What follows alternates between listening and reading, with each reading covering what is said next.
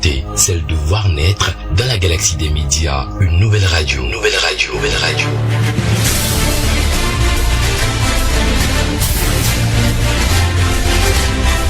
Culture Radio avec pour mission d'envahir vos oreilles, votre corps et votre esprit. Culture Radio avec pour mission d'envahir vos oreilles, votre corps et votre esprit.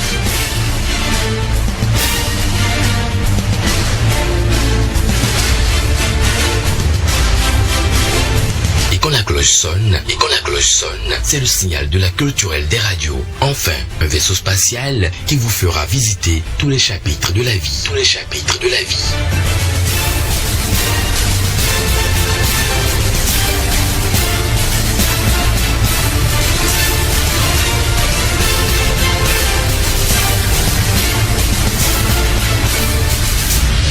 Culture Radio, vivez la magie des ondes.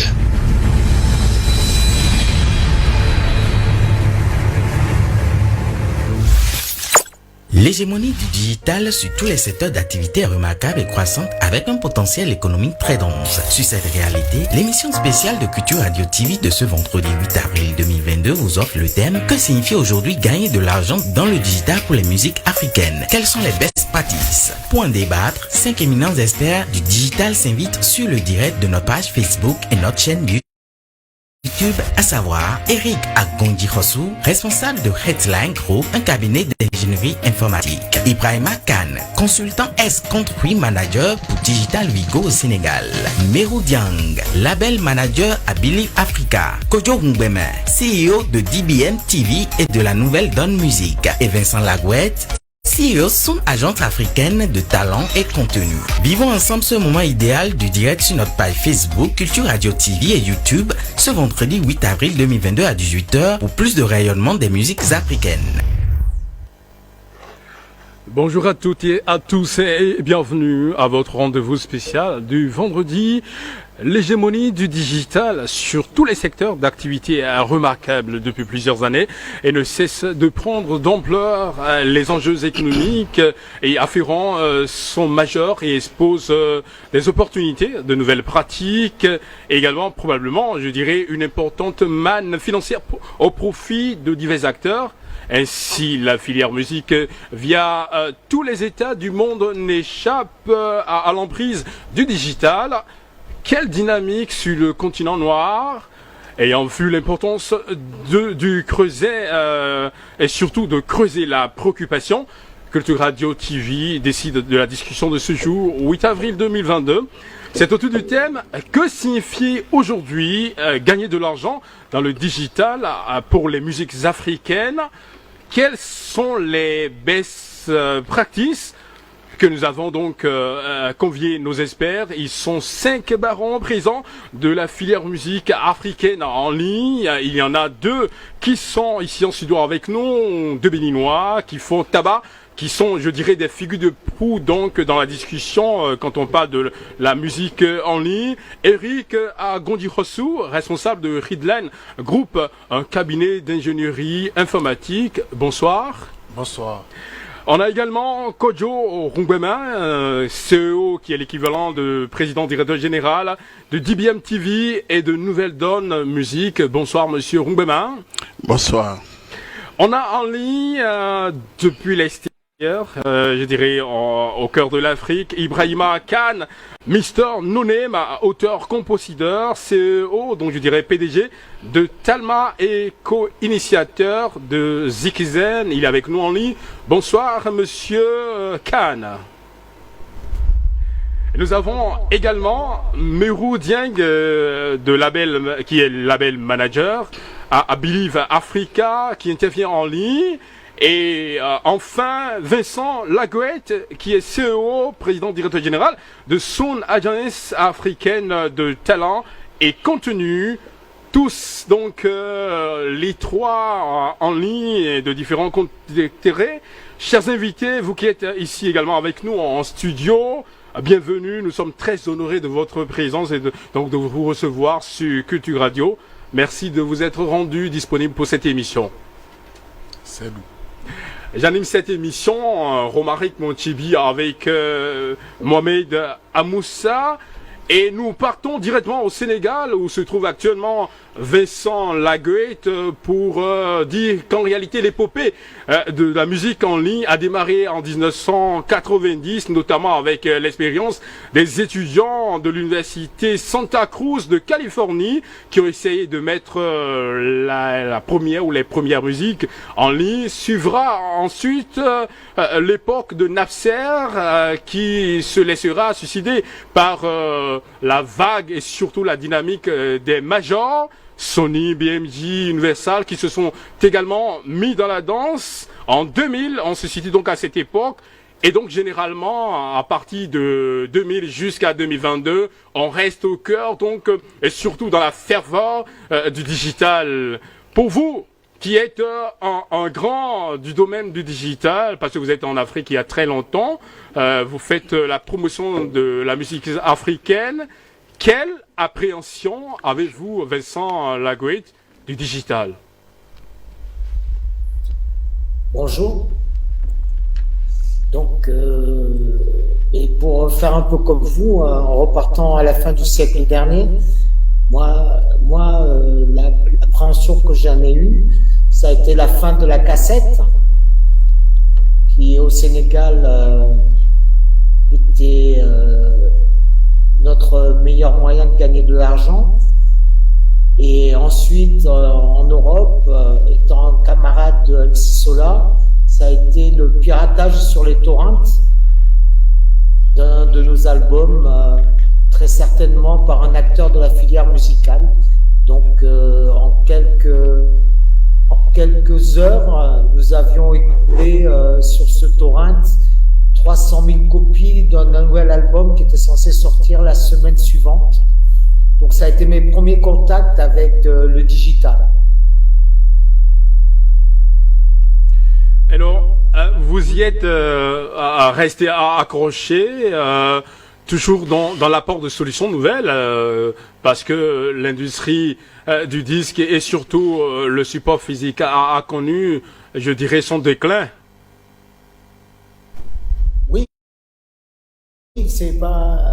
On n'est pas resté accroché, c'est que pour nous, en tout cas, je pense que c'est le cas qu'on soit au Sénégal ou ailleurs, depuis, on va dire, 2016-2017, là où on ne gagnait rien du tout, petit à petit, on reconquiert un nouveau marché.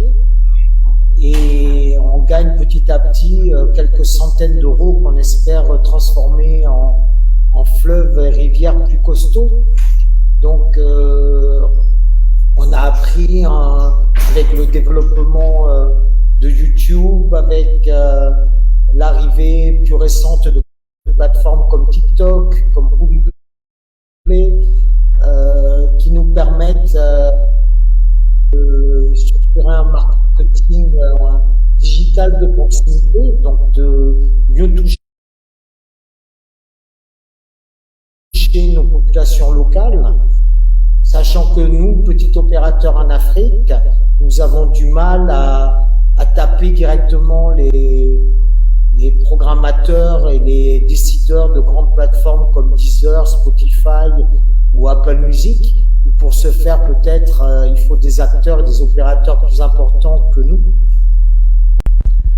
Merci Vincent Laguette. De toute façon, vous restez avec nous tout au long de cette discussion où nous apporterons avec beaucoup de clarté les meilleures pratiques qu'il faut. Désormais, pour ceux qui ne sont pas encore dans la danse, parlant des acteurs de la musique africaine qui nous suivent, pour que désormais la dynamique soit très très bien nullée au niveau du continent. Oui. Enfin, je ne sais pas qui doit parler. En réalité, quand on prend la dynamique du numérique aujourd'hui, est-ce qu'on peut dire réellement, ou est-ce que vous pourriez nous dire en quoi est-ce qu'elle participerait-il à l'avoir financier en lien avec les musiques africaines? Ben pour nous, le numérique est notre seule manière de diffuser la musique. Donc ça signifie que, en clair, nos artistes font des millions et des millions de vues sur YouTube. Et c'est plus compliqué encore sur les plateformes de streaming. Mais néanmoins, certains de nos artistes arrivent à faire des centaines de milliers, voire 1 ou 2 millions de streams, notamment sur des plateformes qui ont des logiques plus, on va dire, chinoises dans les algorithmes comme TikTok ou Boomplay. Donc cette massification du stream, du digital, est absolument indispensable pour que petit à petit les recettes deviennent consistantes, puisque pour donner un ordre d'idée à nos auditeurs, gagner de l'argent dans le digital, c'est réaliser des millions de vues ou des centaines de milliers de streams pour que cela puisse être équivalent à un salaire d'un cadre qui gagnerait 200 à 300 000 francs CFA par an. L'ambition de cette émission étant que ce soit un peu concret. Donc, de manière simple, au moment où je vous parle, quand on a majoritairement son audience en Afrique, des revenus sur une plateforme comme YouTube se comptent en quelques centaines de milliers de francs. Je ne pense pas qu'on arrive à dépasser, on est loin encore de dépasser les 1000 euros. Donc, cela signifie clairement que on en est au début du chemin, on en est au début des choses à inventer. Peut-être que c'est un mix de grandes plateformes et de petites plateformes locales. C'est une meilleure interaction entre les opérateurs musicaux, les plateformes et les opérateurs de téléphonie. Je sais que dans notre panel d'invités, il y a une personne qui est beaucoup plus formée et adepte que moi de cette transversalité, qui est Ibrahima Khan. Bon, moi, mon partenaire de mon côté, pour attaquer de manière plus importante les plateformes, et Believe Africa, qui est assis aussi à cette table.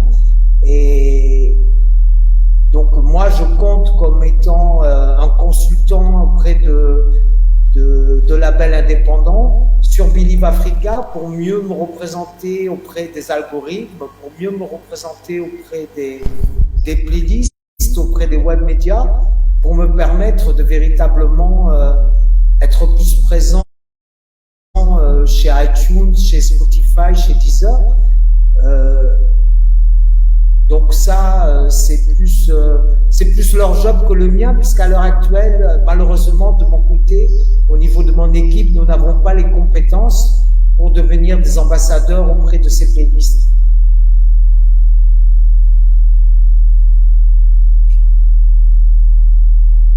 On ne vous entend pas.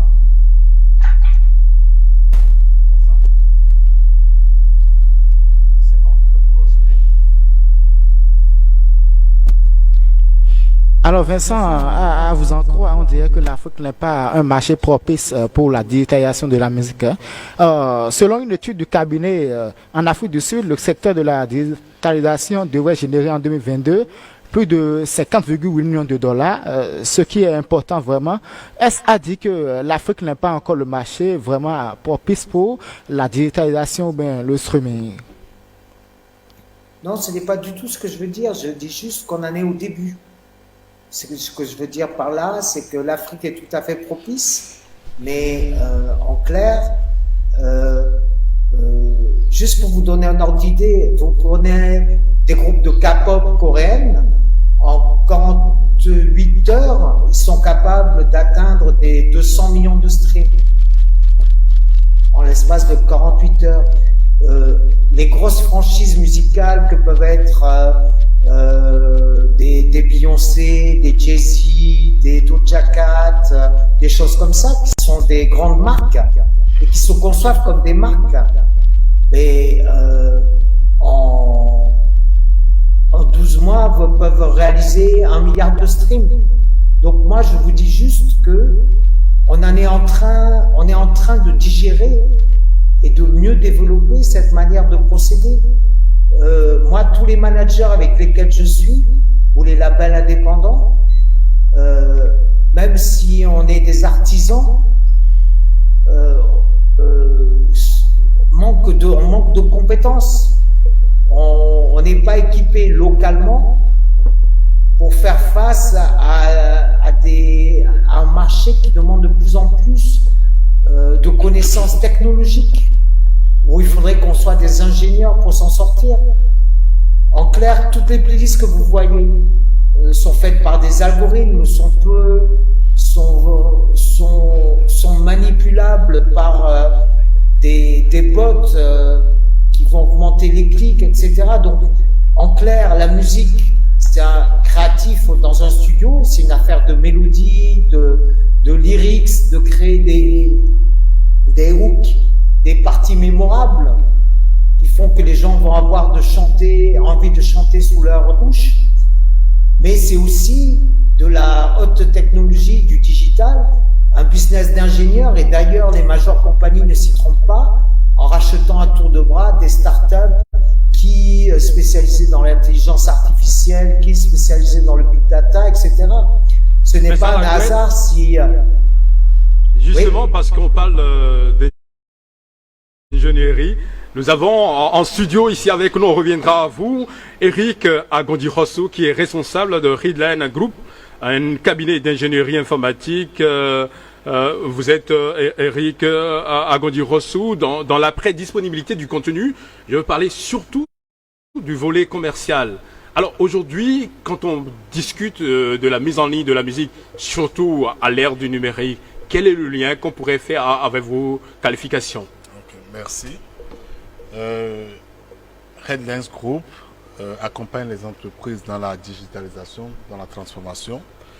Et aujourd'hui, nous aidons les artistes à s'approprier des bonnes pratiques pour pouvoir commercialiser leur musique sur du digital, pour pouvoir vendre la musique, pour pouvoir exposer surtout leur musique, afin qu'il y ait beaucoup plus de streaming, qu'il y ait beaucoup plus d'interaction sur leurs différentes musiques.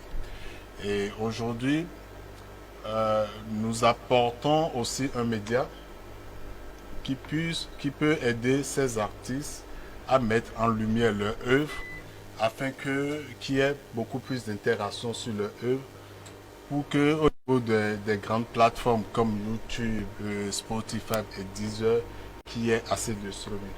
Voilà ce que nous faisons. La mise en vue ou la mise en lumière dont vous parlez, est-ce que ça touche la distribution?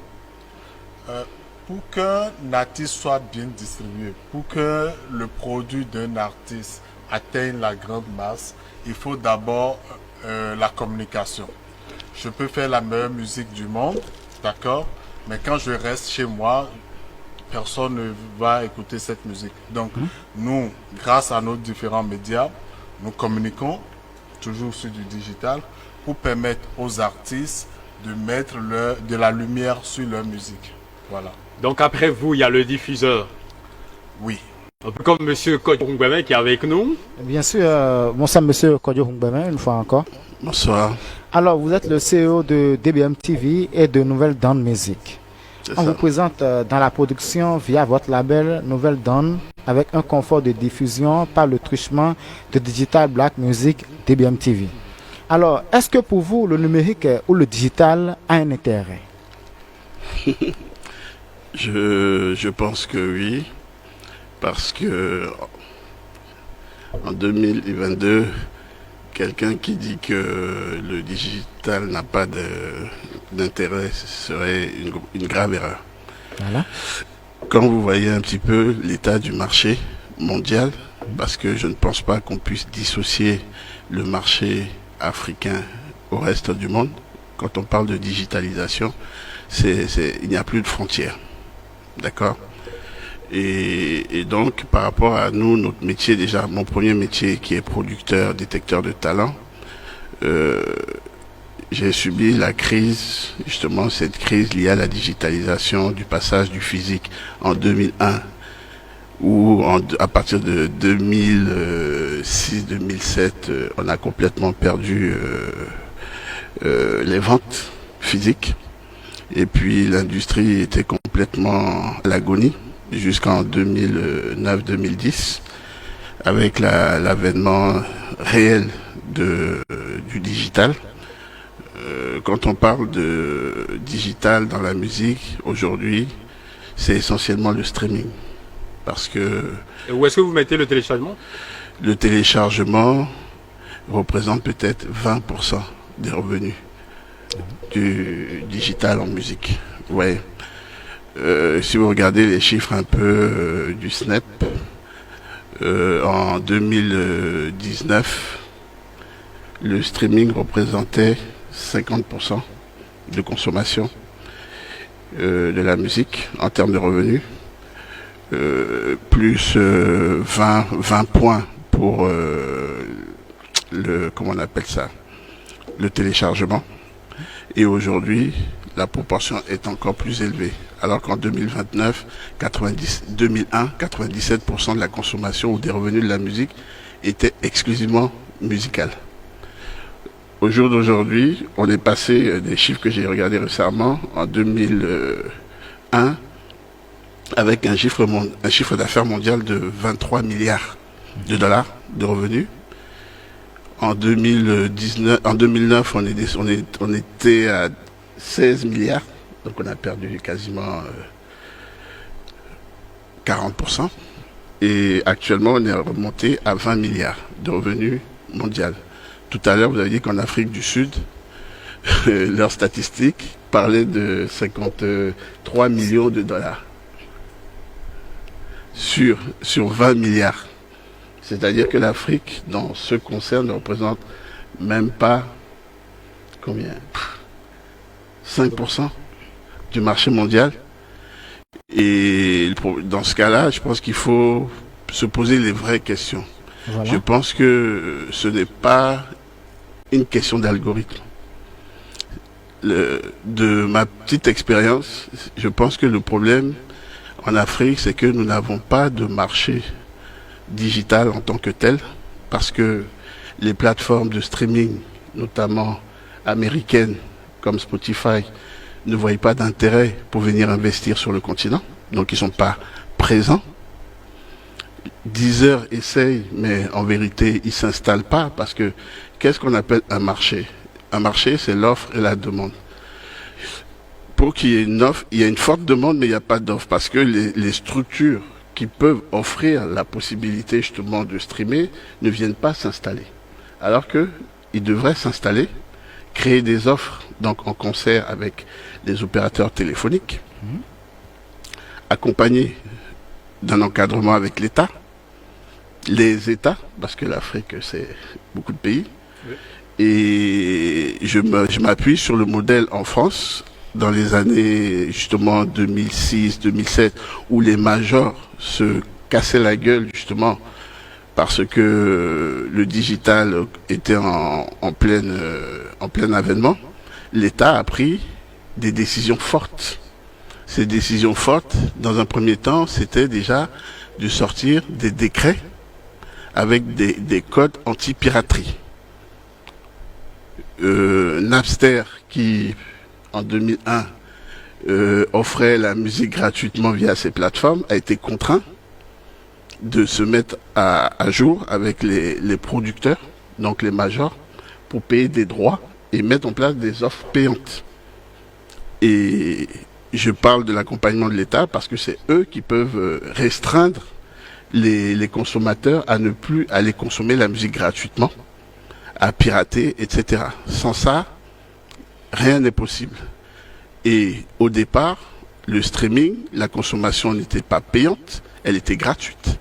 Voilà. Et c'était financé par la publicité. Et en plus, les jeux vidéo. Voilà. Donc, du coup, on doit déjà créer cet environnement chez nous, dans un premier temps, que ces plateformes viennent s'installer avec des équipes, créer des playlists qui sont propres à nous, créer des offres adaptées, parce que souvent on dit que Spotify est en Afrique, les autres sont en Afrique, mais c'est faux. C'est des offres françaises ou américaines où les gens peuvent aller payer avec des abonnements qui obéissent au pouvoir d'achat des autres. Et de surcroît, c'est des paiements qui se font par carte bleue. Alors que je ne connais pas le taux d'utilisation de la carte bleue chez nous, mais c'est très faible. Alors, quand on vous écoute, Monsieur Rungbamin, c'est qu'on a l'impression que le niveau de développement également joue contre les musiques africaines. C'est pas le niveau de développement, en fait, c'est l'implication, la prise en charge du marché par ces acteurs, pas que technique professionnelle, mais l'environnement. Aujourd'hui, c'est vrai qu'au niveau de la bancarisation, très peu de gens ont des cartes de crédit, mais grâce à la spécificité du mobile money, quasiment toute la population utilise le système de bancarisation via son téléphone. Donc c'est juste d'adapter nos offres en Afrique par rapport à ça, c'est-à-dire que les opérateurs téléphoniques créent des offres adaptées au pouvoir d'achat des locaux, que les plateformes viennent s'installer en leur créant l'environnement pour pouvoir s'installer, et bien sûr changer peut-être les modes de paiement en allant sur justement le mobile money. Et là, même les enfants au fin fond du village ou même dans nos quartiers pourront payer parce que tout le monde aujourd'hui utilise ce mode de paiement. Et déjà à ce niveau, vous êtes en train de toucher du doigt un peu comme la synergie qui pourrait exister entre les acteurs pour que le marché du digital puisse vraiment se porter en Afrique. On va retrouver Merou Dieng qui est en ligne également avec nous, qui justement est dans le streaming via le label Believe Africa, dont il est réputé dans l'offre de solutions de distribution et de marketing numérique, surtout au profit des artistes et des labels indépendants dans plusieurs pays, plus d'une cinquantaine, je dirais une centaine de pays. Monsieur Merou Dieng, alors quelle est la place qu'occupent aujourd'hui les musiques africaines lorsqu'on tient compte d'elles dans le concert des contenus que vous managez? Bonsoir, merci pour l'invitation. La plateforme africaine est élément de réponse. Je ne sais pas si vous m'entendez bien. Monsieur Merou Dieng, nous avons du mal à vous recevoir. D'accord, vous m'entendez là? Oui, ça peut aller. Oui. En fait, je disais, il y a les catalogues africains hyper importants. On a toujours quelques difficultés techniques à vous recevoir. Là, ça va? Vous pouvez continuer, on va voir ce que ça donne. On va essayer. D'accord. Ouais, en fait, je disais, moi, le catalogue africain, il est important chez nous. Il y a deux dimensions importantes chez Believe. La première dimension, c'est que, en termes, la deuxième dimension, elle est créative. En termes de... On a vraiment un problème d'audibilité au niveau de votre intervention. On vous reviendra lorsque la ligne sera plus adéquate de votre côté. Mais en attendant, on rejoint Ibrahim Khan. Bonsoir, monsieur Ibrahim Khan. Monsieur Ibrahim Khan. Mr. No Name. Vous êtes auteur, compositeur actuel CEO de Talma et co-initiateur de Zigzen et par le passé consultant ex-country manager pour Digital Vigo au Sénégal. C'est un honneur de vous recevoir sur cette émission. Alors, monsieur Ibrahim Khan, vous êtes spécialiste de l'écosystème des contenus en Afrique. Vous êtes qualifié à juger de l'adéquation d'une offre digitale à faire gagner de l'argent à son auteur. Quel est l'état des lieux avec la musique africaine aujourd'hui?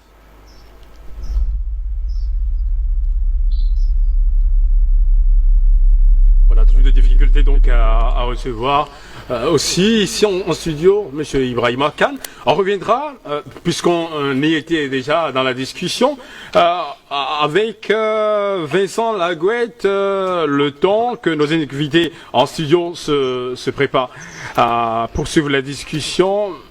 Vincent Lagouette, depuis le Sénégal. Oui, bonjour. Ouais. Et votre expérience dans le domaine pourrait davantage édifier nos followers. Alors dites-nous concrètement comment réaliser le gain dont vous parliez tout à l'heure quand on touche du doigt la réalité du digital et surtout mettant en avant les musiques africaines. Et nous, de notre côté, ce qui a d'abord été...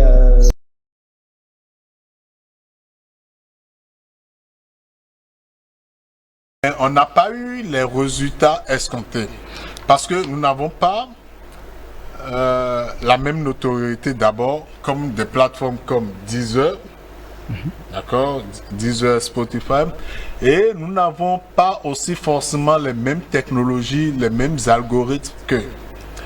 Et les artistes béninois n'étant pas aussi bien éduqués sur le digital, et surtout professionnellement aussi. Et surtout professionnellement, ne sont pas vraiment venus vers nous et n'ont pas épousé l'idée. Nous avons eu des résultats, mais pas forcément les résultats qu'on escomptait. Donc, si des grandes plateformes, comme je l'ai dit tout à l'heure, Spotify, Deezer et YouTube, venaient réellement s'installer en Afrique, s'inspiraient des modes de paiement qui existent dans chaque pays et les intégrer dans leur offre rapidement, le chiffre d'affaires annuel que l'Afrique aurait fait dans le digital, en une année, ça va être multiplié par 10. Voilà. Au moins. Les Africains ont envie de consommer. Le Béninois a envie de consommer. Mais nous n'avons pas les outils. D'accord? Il n'y a même pas le cadre juridique. Voilà, on va en arriver tout à l'heure. Il n'y a même pas le cadre juridique, par exemple, qui contraint un citoyen lambda à ne pas aller prendre gratuitement une musique. Merci. Il faut un cadre juridique pour obliger le citoyen lambda qui veut aller prendre une musique de son artiste préféré, quand il va choisir, il va chercher de la musique gratuitement, qu'il sache que derrière, qu'il y a une loi qui va la frapper. Mais alors là, déjà tout de suite, il y a un problème qui se pose, parce qu'on sait que dans le streaming, il y a le volet payant, il y a le volet gratuit. Oui. Si c'est offert gratuitement, celui qui est l'utilisateur qui va streamer, si vous voulez, gratuitement, n'a rien fait en réalité quand on tient compte des normes juridiques. Tout à l'heure, je parlais de cadre juridique et tout. Lorsqu'on parle de streaming gratuit, derrière, il y a toujours un mode de rémunération pour l'artiste. D'accord? C'est pour l'utilisateur qu'on parle de gratuit. Très bien. Lorsque le streaming est gratuit, c'est qu'il y a des placements de produits sur la plateforme. De publicité. De publicité, c'est de ça que je parle. Qui oblige que l'internaute est obligé de voir des publicités. Et c'est les marques, les sponsors, qui payent à la place de l'internaute. Voilà. Donc, on dit gratuit, mais en réalité, il y a un mode de paiement, de rémunération derrière. Voilà. Mais Eric, est-ce que le Bénin a un écosystème favorable pour la monétisation avec la qualité et le coût de l'Internet? Question à $1 million. Répondez. Ok. Si je regarde l'Afrique francophone, dans notre zone ici, nous sommes le pays où la connexion Internet est plus chère. D'accord? Nos artistes sont en griffe ignorants de tout ce que le digital peut leur apporter. Quand je prends juste ces deux aspects, je ne trouve pas que l'écosystème soit favorable. On va renvoyer la même question. Le temps qu'on revienne, on renvoie la même question à M. Rungbema. Diffuseur de son état. Oui, accessoirement. Je pense personnellement que l'environnement béninois ou africain est opportun pour le digital parce qu'on a une population jeune qui consomme beaucoup sur le digital, mais gratuitement. Et pour vraiment évaluer s'il y a une opportunité de gain dans ce domaine, il faut juste créer les conditions, l'environnement, mettre les gens autour d'une même table pour répondre à un même écosystème. Et Eric ne peut pas répondre à votre question arbitrairement comme ça, parce que les conditions ne sont pas réunies. Et comme je vous disais tout à l'heure, le streaming, c'est d'abord une éducation, changement des mœurs, changement de la façon de consommer la musique par rapport à avant. Et que ces changements-là, essentiellement, doivent être accompagnés par le cadre légal, juridique, environnant. Et que quand on parle de streaming gratuit, qui est financé par la publicité, les sociétés occidentaux ont démarré comme ça. Il n'y avait pas d'offres payantes. C'était des offres gratuites, financées par la publicité, et on incitait, avec des décrets, des mesures étatiques, à dire aux gens que si vous allez télécharger de façon illégale les œuvres payées, produites par des gens qui doivent vivre de ça, vous payerez des amendes, vous irez en prison. Que vous touchez là la loi Adopi en Europe. Merci. Et de ce fait, les gens ont commencé à paniquer. Donc, on a commencé à écouter la musique gratuitement, dans le mode streaming. Et par la suite, maintenant, il y a les offres premium qui sont arrivées. Et là, sur un marché bien huilé, les plateformes ont créé des offres adaptées. Bien sûr, ça démarre moins cher parce qu'il faut donner goût aux gens. C'est gratuit. Et puis, on va vous faire venir à 1 euro ou à 1000 francs CFA. Et puis, quand l'écosystème commence à s'agrandir, on augmente au fur et à mesure pour que ça rémunère de façon opportune les gens qui fabriquent ces œuvres-là, qui produisent ces œuvres-là. Donc, l'environnement béninois est complètement ouvert, prêt à cela, mais il faut l'emmener, il faut l'accompagner, et il y a des étapes pour cela. Vous voyez, mais si les choses ne sont pas faites dans les règles, avec les techniques et les approches de chaque côté, parce qu'il faut encadrer les consommateurs pour qu'ils arrivent à de façon juridique, bien sûr. Bien sûr. Et en même temps, les acteurs privés, les opérateurs téléphoniques, les producteurs, etc., doivent avancer ensemble. C'est ce que les Occidentaux ont fait. Si on ne met pas cet environnement en place, eh ben on dira toujours que l'Afrique, la musique africaine est en retard, le marché n'est pas opportun, alors que c'est totalement faux. Et en plus, ce qu'on produit en vérité aujourd'hui, notre seule chance de consommation réelle, c'est la diaspora. Vous voyez, donc quand on vous dit même qu'on génère 58 millions, excusez-moi, par an, si vous allez regarder que la majorité de cette consommation, c'est la diaspora. C'est même pas du local, vous voyez. Et quand vous ajoutez à cela, comment je vais vous dire ça, l'inexistence des plateformes en dehors de Boomplay qui se bat très bien, et je pense que demain, quand il y aura un encadrement de tout ça, ils peuvent être leaders comme des structures en Chine, parce qu'on parle de Spotify, Deezer, etc. Mais sur certains marchés, ils sont quasiment inexistants. En Chine, c'est des plateformes de streaming locaux qui sont leaders, qui se partagent le marché, et des Spotify prennent des prises de participation dans ces structures locaux pour exister en venant avec leur catalogue, etc. Donc il y a possibilité de faire des choses chez nous, mais il faut faire preuve d'imagination, de moyens et d'encadrement légal.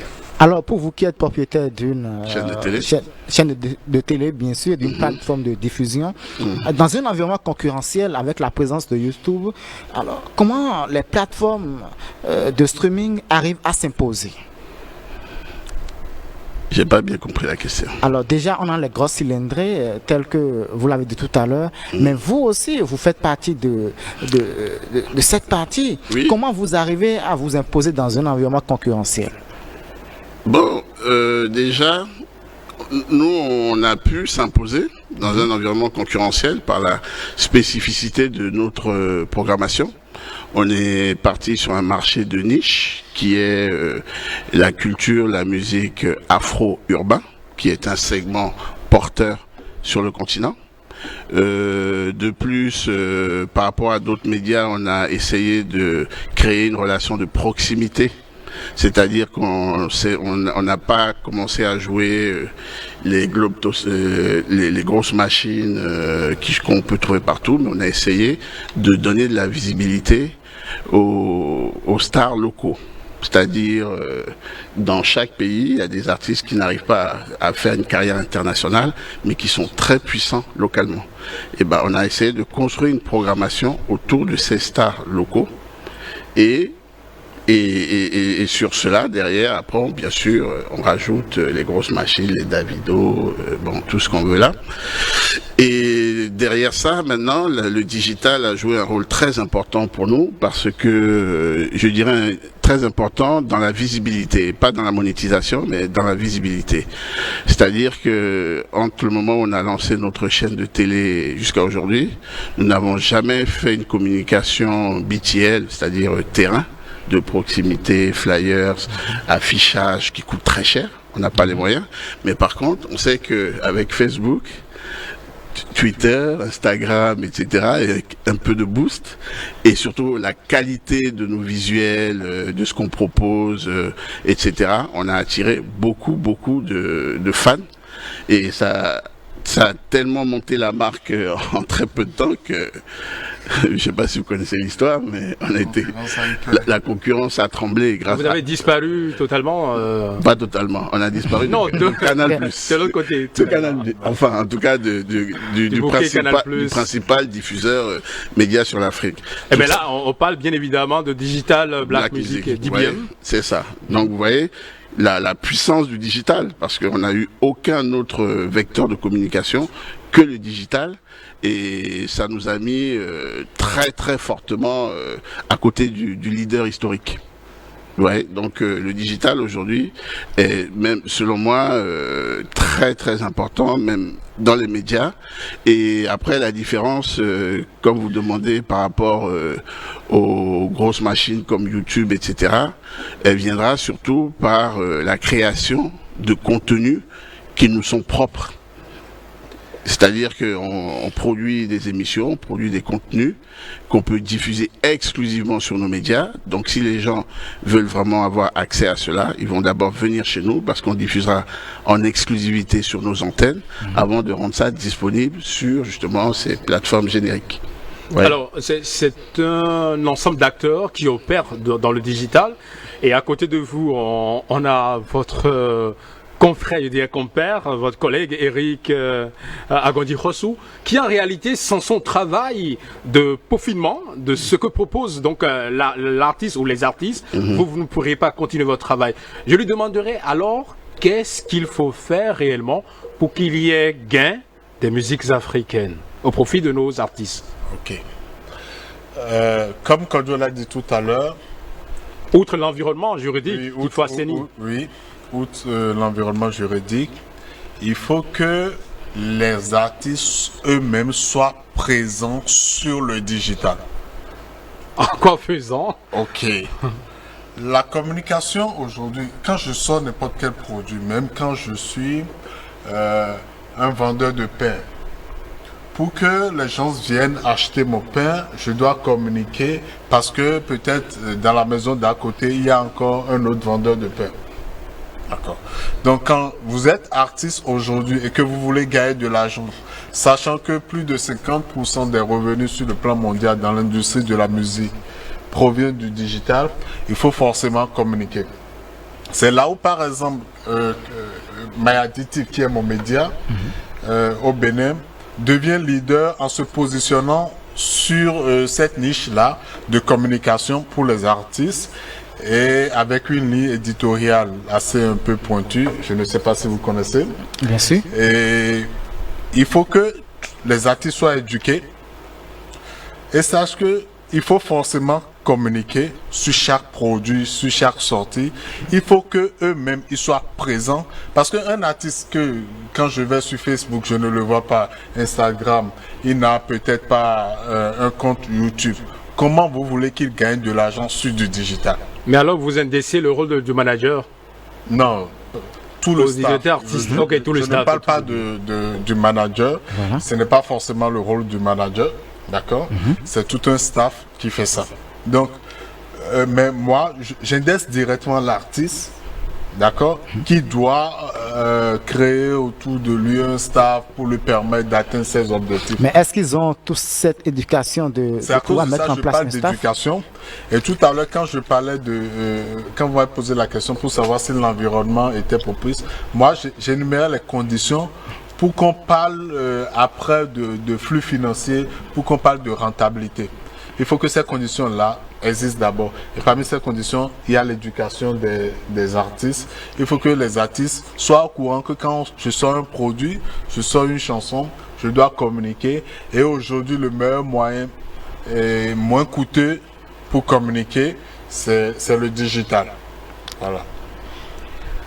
Rapidement, on va rejoindre Merou Dieng. Je ne sais pas si les deux de la technique sont avec nous. Merou Dieng.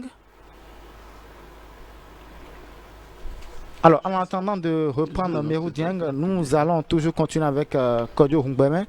Alors, monsieur Kodio Hungbeme, quelles sont pour vous les meilleures pratiques aujourd'hui pour un réel gain avec les musiques africaines via le digital pour remonter la pente du dernier au classement? Hormis ce que je vous ai déjà dit tout à l'heure, qui est de créer un marché, voilà. D'accord. Beaucoup d'artistes sont déjà dans cette dynamique. Quand vous aviez parlé tout à l'heure, oui. Moi j'aurais compris en réalité que le marché il existe. Bien sûr. C'est comment le dynamiser maintenant qui reste. En fait, non, c'est pas que le marché il existe. On dit qu'il y a un marché quand il y a possibilité de faire des transactions. Très bien. Entre l'offre et la demande, et il y a un paiement ou le troc qui permet cela. Sauf que nous on a un marché où il y a l'offre, il y a la demande, mais il n'y a pas le cadre pour permettre aux gens de faire cet échange de façon payante, localement. Vous voyez? Et quand Eric parlait tout à l'heure de l'éducation des artistes, est-ce qu'ils sont suffisamment prêts sur le digital? Oui. Selon ce que toi tu nous montres, moi je suis MyAddictive, etc. Et j'ai une capture d'écran que MyAddictive a publiée au mois de février, où justement il montrait un petit peu le moteur de recherche YouTube au Bénin. Voilà. Le top 20 des artistes les plus recherchés sur cette période. Et quand vous prenez ça, sur 20, on a quand même entre 8 et 10 artistes béninois qui ressortent dans le top 20. Africains? Béninois. Béninois. Oui. Donc, par exemple, là, en 6e position, je vois, le premier artiste, c'est Vano. Suivi par Blaze, Nicanor, ainsi de suite. Et ils sont entrecoupés de Nino, Dadju, Fali Ipupa, etc. Donc, nos artistes... Oui, mais ma question tout à l'heure, c'était de savoir quel est l'environnement d'évaluation. Est-ce que c'est le continent? C'est sur le continent local, qu'on en a 20, au Bénin. Localement au Bénin. Au Bénin. Je peux, au Bénin, oui. Sur cette période, les artistes qui ont été le plus recherchés sur le digital. Maintenant, on les a le plus recherchés, mais est-ce qu'ils ont gagné de l'argent? C'est ça. C'est ça. C'est ça le problème. Voilà. Vano a été tellement recherché sur YouTube dans cette période, mais est-ce qu'il a gagné de l'argent? Non. Non. Pourquoi il n'a pas gagné de l'argent? Voilà. Très bien. Parce que ceux qui recherchent Vano, c'est-à-dire vous et moi, oui. Pour pouvoir acheter la musique de Vano, il faut qu'on dispose par exemple de cartes bleues. Ou d'offres locales. Ou d'offres locales, pouvant nous permettre d'aller acheter rapidement la musique de Vano. C'est ça. Mais quand on prend les grandes plateformes, comme Deezer, Spotify, où nos artistes sont présents, ces plateformes n'offrent pas des modèles de paiement adaptés à nos réalités. À nos réalités. Ce qui fait qu'ils sont recherchés, ils sont présents, mais est-ce qu'ils gagnent de l'argent? Pas que des modèles de paiement. l'offre c'est-à-dire locale adaptée. Des playlists, des mises en avant, ainsi de suite. Et c'est Oui, mais à qui la responsabilité? C'est tout l'écosystème local. Mais qu'est-ce qu'il faut faire? C'est ça, en réalité. Moi, je suis pas venu ici pour ça. Non, mais c'est Oui, rapidement, Eric. Qu'est-ce qu'il faut faire? Il faut un cadre juridique pour ça. Il faut que l'État, moi je vais le dire, il faut que l'État mette en place le cadre juridique et tout va aller. C'est tout. Non, c'est pas que l'État. Alors, monsieur... L'État en premier. Monsieur Kodio Ngoubeme, Oui. alors, quelles sont les statistiques en matière de la musique africaine, la présence de la musique africaine sur les plateformes de streaming aujourd'hui? Bon, je ne sais pas si on a de telles statistiques, mais on constate de ma petite expérience que la musique africaine a un potentiel hors norme pour les plateformes. Je me suis amusé à regarder un petit peu dernièrement sur Spotify les stats. Il y a 2 chansons africaines, ou en tout cas 2 produits africains qui font des milliards de streams sur l'année qui vient de s'écouler. Laquelle? Il y a une chanson de, comment il s'appelle, un featuring avec Joe Boy, un Nigérien. Le Fireboy avec Ed Sheeran. Non, pas du tout. En tout cas, je sais que dans le top 10 mondial, Ed Sheeran, par exemple, occupe la 5e position. Oui, mais il y a plus fort que ça encore. Sike. Ouais, Sike, un artiste nigérien, avec sa chanson L'homme Moatiti. Il a fait, juste sur Spotify, une chanson qui fait 500 millions de streams.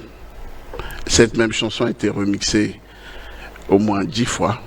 Une deuxième version qui fait 354 millions de streams. Une autre version qui fait 100 millions de streams. Et que quand on totalise tout ça, en sachant qu'en moyenne, Spotify fait à peu près 50% des revenus en matière de streaming, en volume plutôt, et ben, il fait déjà ici 1 milliard au moins de streams. Donc vous multipliez par 2. Pour les connaisseurs, bon après si vous voulez je peux faire le calcul, vous donner les chiffres, mais c'est beaucoup d'argent. Et puis il y a eu aussi les Sud-Africains, Jérusalem, qui ont connu un succès similaire, mais qui n'ont pas fait beaucoup de remix. Tout ça pour dire quoi? Que malgré cette défaillance du marché local, les Nigériens, les Africains du Sud arrivent à tirer leur part de marché. Mais si, en tout cas nous en Afrique francophone, on n'y arrive pas du tout, mais s'il y a vraiment un environnement qui est créé localement sur toute l'Afrique francophone, et ce n'est pas du tout un problème béninois, je pense que l'Afrique, qui est dernier de la classe, serait leader.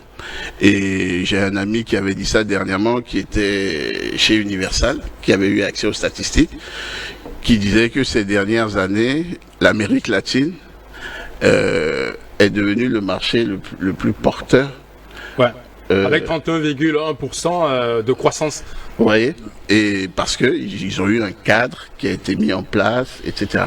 Donc, et l'Afrique, par rapport à sa population, par rapport à son côté addict à la consommation du divertissement, etc. Quand les choses seront sur pied, je continue de le dire, je crois qu'on a le meilleur environnement pour faire les futurs milliardaires de ce monde. Monsieur Kodio Ngoubeme, mais on a vu un partenariat entre Universal Music Africa et Boomplay, bien sûr. Est-ce qu'il ne peut pas avoir ce genre de partenariat entre les chaînes de distribution et d'autres chaînes de streaming? Les chaînes de distribution. Oui, les plateformes de diffusion, bien sûr. Bon, je pense que ça, c'est plutôt un effet d'annonce. C'est plutôt un effet d'annonce parce que Boomplay aujourd'hui a un contrat avec Universal, d'accord, mais ils disposent aussi du catalogue de Sony, de Believe, de toutes les majors en vérité. Vous voyez, donc c'est de la propagande. Mais peut-être que oui, Eric a... C'était refait ici. En tout cas, je ne me sens pas concerné. Ah oui, je vois ce que tu veux dire. Bon, me cherche pas des problèmes, toi. Alors quand on considère par exemple le marché africain, comme vous dites, en matière de digitalisation et surtout du positionnement de la musique africaine, il y a du potentiel. Énorme. C'est possible. Surtout quand on sait que tout le marché, déjà quand on prend le streaming seul, regroupe à lui 65% de tout le bénéfice réalisé dans le secteur en 2021. Et l'Afrique n'est pas du reste. Vous avez cité par exemple le cas de l'Afrique du Sud.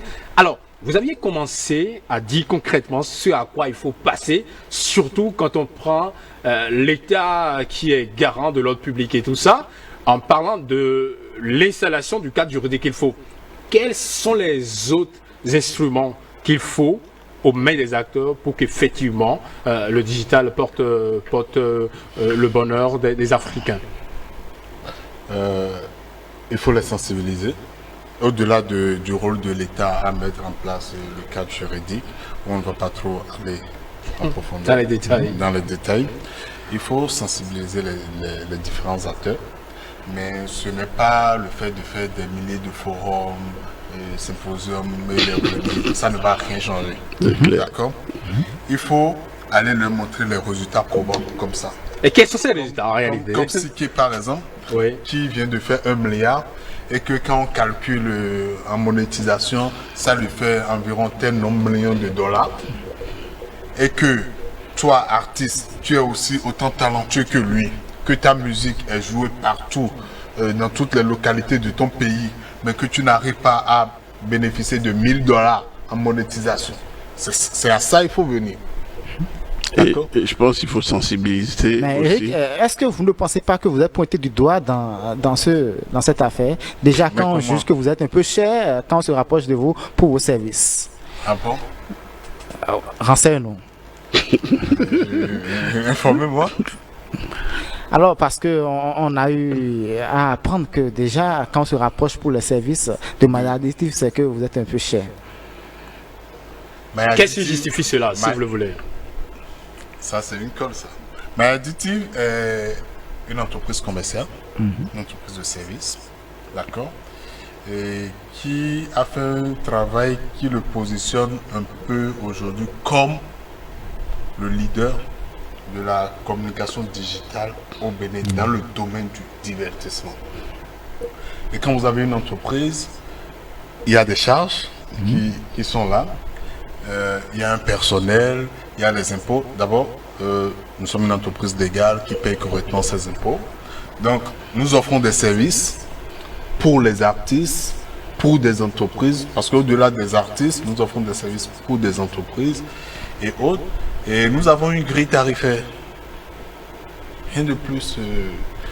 On ne voit pas qu'on est cher, non. C'est vous qui le jugez, bien sûr. Alors, mais quelles sont les bases de la fixation de vos Sur quelle base Voilà. vous pensez que Mayadditif est cher? Et sur quelle base alors vous pensez que vous n'êtes pas cher? Est-ce que vous suivez non, Tu pourrais lui dire que peut-être que si on regarde les tarifs de l'ORTB ou des grilles comme ça... On n'ira pas sur ce terrain. Je donne on un n'ira pas sur ce exemple. terrain, bien sûr. Rapidement. L'ORTB, je crois, la seconde de diffusion de publicité. Non, mais ce n'est pas le même débat. Ce n'est pas le même débat. Vous êtes... entreprise, par rapport à ce qu'on disait tout à l'heure, pour avoir une idée, hein, je fais pas les calculs, j'ai devant moi ici le classement des plateformes de streaming en fonction des revenus par stream. D'accord, ce que rapporte un stream. La plateforme la plus rentable, c'est Napster, qui rapporte 0, vous pouvez noter hein, si vous voulez, 0,016 centimes d'euros par stream. Tout à l'heure, je vous ai parlé donc de Spotify, qui est 1, 2, 3, 5e en termes de revenus par stream. Il génère 0,003 centimes d'euros. Donc, si vous multipliez ça par les 2 milliards, ça vous donne une idée de ce que Siké a fait en chiffres. D'accord? Et on constate aussi que la plateforme qui paye le moins de toutes ces plateformes de streaming, c'est YouTube. Voilà, YouTube. Et alors avec le mode de fonctionnement. Alors que YouTube est la plateforme quasi unique utilisée par les Africains. Ouais. Voilà. Et Mais alors, pour creuser Oui. davantage le sujet, parce que nous sommes en train d'envisager, et c'est surtout ce pourquoi nous sommes là, c'est de trouver les portes de sortie. Qu'est-ce qu'il faut aux Africains, peut-être dans les négociations avec les firmes dont vous parlez, ou les acteurs qui sont déjà très avancés sur le terrain, pour que désormais on puisse décoller? Parce qu'il s'agit de partenariats, il s'agit de contrats. Ok. Selon moi, il faut que chaque État ou l'Afrique puisse mettre en place un cadre pour permettre à ces grosses firmes de venir réellement s'installer. Parce que comme Kodjo l'a dit tout à l'heure, aucun d'entre eux n'est réellement installé. Et s'installer, ça veut dire quoi? Pouvoir proposer des offres spécifiques à chaque pays africain. Si Spotify vient s'installer au Bénin, c'est qu'on a, en allant sur la plateforme de Spotify, des catalogues made in Bénin. D'accord? On a des artistes béninois qui sont mis en avant. Lorsque, par exemple, j'accède à la plateforme en étant au Bénin avec l'adressage, que ce soit les chansons béninoises qui me soient proposées en premier, que ces plateformes intègrent dans leur mode de paiement les systèmes de paiement qui Disponibles existent, disponibles localement, puissent les intégrer dedans. Mais comme je l'ai dit, avant que ces grosses firmes-là viennent s'installer, il faut qu'il y ait déjà un cadre. L'environnement juridique. Parce que c'est des entreprises qui sont à la recherche de profit. Pourquoi Deezer ou Spotify va venir s'installer au Bénin s'il ne peut pas gagner de l'argent? Mais tu sais, au-delà de ces grosses machines, comme je te disais, les Chinois ont trouvé la solution. Hein. Ils ont investi dans leur propre plateforme qui cartonne. Et ces derniers qui ne voulaient pas venir ont été obligés de rentrer à travers leur structure. Donc il y a toujours des possibilités. On peut se rapprocher des Chinois, venir les prendre en marque blanche, créer notre propre marque. Vous avez aujourd'hui un marché de l'Afrique de l'Ouest, la zone UMOA, CEDEAO, qui peuvent partir sur des projets communs, surtout sur des projets d'envergure comme ça. J'ai un ami qui est l'ancien DG du BBDA, Bureau des droits d'auteur burkinabé. Vous parlez de Walib? Walib Bari. Donc qui justement a soumis un projet sur la digitalisation, comment monétiser à travers le digital, etc., qui a été accepté par l'UMOA. Mais sauf que le projet n'est pas réellement implémenté, alors que c'est un programme qui doit courir de 2022 à 2024, par exemple. Donc il y a des trucs qui existent, en tout cas il y a des prédispositions qui ne demandent qu'à être... Donc il faudrait alors que les Africains se lèvent, et surtout si possible se mettent ensemble pour que la musique africaine ou les musiques africaines puissent vraiment profiter du digital. Monsieur Eric à Gandhi Rossou, ça va être votre conclusion. Oui, je voulais simplement dire qu'on peut laisser tomber tout ça. Allez prendre la plateforme, l'application de MyAdditive qui existe déjà. Par exemple. Lui apporter tout le soutien technique qu'il faut. Parce que, en toute modestie, nous avons fait un travail sur notre application qui est assez remarquable. Cette application a permis à des artistes ici au Bénin de gagner plusieurs centaines de mille. D'accord. Nous avons déjà payé en droit près de 5 millions en droit pour différents artistes ici. Encore quelques secondes. Et pour des artistes ici au Bénin. Et quand vous finissez, il faut que, par exemple, l'État nous appelle, l'État vienne voir ce qu'on a fait déjà et que l'État nous accompagne. MyAdditive peut être le Spotify africain demain. Très bien. On vous le souhaite vivement. Peut être le Deezer, peut être le Napster, tout ça demain. Voilà. N'oubliez pas de vous rapprocher de la direction commerciale pour la police. Monsieur Kodjo, vous pouvez votre mot de fin. Le mot de la fin, c'est que le Bénin, l'Afrique francophone, anglophone, est une belle opportunité pour l'industrie de la musique mondiale. parce qu'elle fournit de très bons contenus, mais ça manque de technicité, de vision sur ce secteur, ce marché, pour justement faire décoller tout ça. Et faire décoller tout ça, c'est avoir l'expertise, l'expérience, pas théorique, mais l'expérience de la chose, et mettre autour de la table tous les gens qui sont en capacité de contribuer à un essor économique, avant toute chose économique, et parler d'une même voix, et bien sûr être accompagné. Donc je pense que les choses sont en marche. Dernièrement, j'ai vu que le Premier ministre en Côte d'Ivoire a rencontré les acteurs du secteur culturel, musical, et qu'ils ont décidé de prendre des mesures rapidement qui n'existent pas depuis. Et puis ici, il y a aussi des démarches qui sont entreprises. Inch'Allah, vont donner corps prochainement, et je pense que on est à la veille de quelque chose de nouveau, d'une industrialisation, je pense, de notre secteur, de ce secteur-là, sur l'Afrique francophone. Merci, Monsieur Kodjo Hungbeme. Alors, que signifie aujourd'hui gagner de l'argent dans le digital pour les musiques africaines? Quelles sont les best practices? C'est autour de ce thème qu'on a planché tout à l'heure avec Saint-Baron, président de la filière musique africaine. Alors, avec Eric Agondi-Rossou, responsable de Reed Line Group, un cabinet d'ingénierie informatique, Monsieur Kodjo Hungbeme, CEO DBM TV et Nouvelle dans Musique, Ibrahim Khan, Mr. Nondim, auteur-compositeur, CEO de Talma et co-initiateur de Xen, Emerou Diang, label manager à Believe Africa, et Vincent Lagoette, CEO de Sun, agence africaine de talent et contenu. Ravi de vous savoir nombreux à nous suivre sur notre page Facebook. Vous pouvez suivre l'intégralité de l'émission, bien sûr, en allant sur notre page, et d'ici à là, portez-vous bien. Merci à Romain Mochebi, ravi de présenter à vos côtés. Merci. L'hégémonie digitale sur tous les secteurs d'activité est remarquable et croissante avec un potentiel économique très dense. Sur cette réalité, l'émission spéciale de Culture Radio TV de ce vendredi 8 avril 2022 vous offre le thème « Que signifie aujourd'hui gagner de l'argent dans le digital pour les musiques africaines? Quelles sont les best practices ?» Pour en débattre, 5 éminents experts du digital s'invitent sur le direct de notre page Facebook et notre chaîne YouTube, à savoir Eric Agondi-Rossou, responsable de Headline Group, un cabinet d'ingénierie informatique, Ibrahim Khan, consultant S-Country Manager pour Digital Vigo au Sénégal, Merou Diang, label manager à Believe Africa, Kodjo Hungbeme, CEO de DBM TV et de la Nouvelle Donne Musique, et Vincent Lagoette, CEO Sun, agente africaine de talent et contenu. Vivons ensemble ce moment idéal du direct sur notre page Facebook, Culture Radio TV et YouTube, ce vendredi 8 avril 2022 à 18h pour plus de rayonnement des musiques africaines.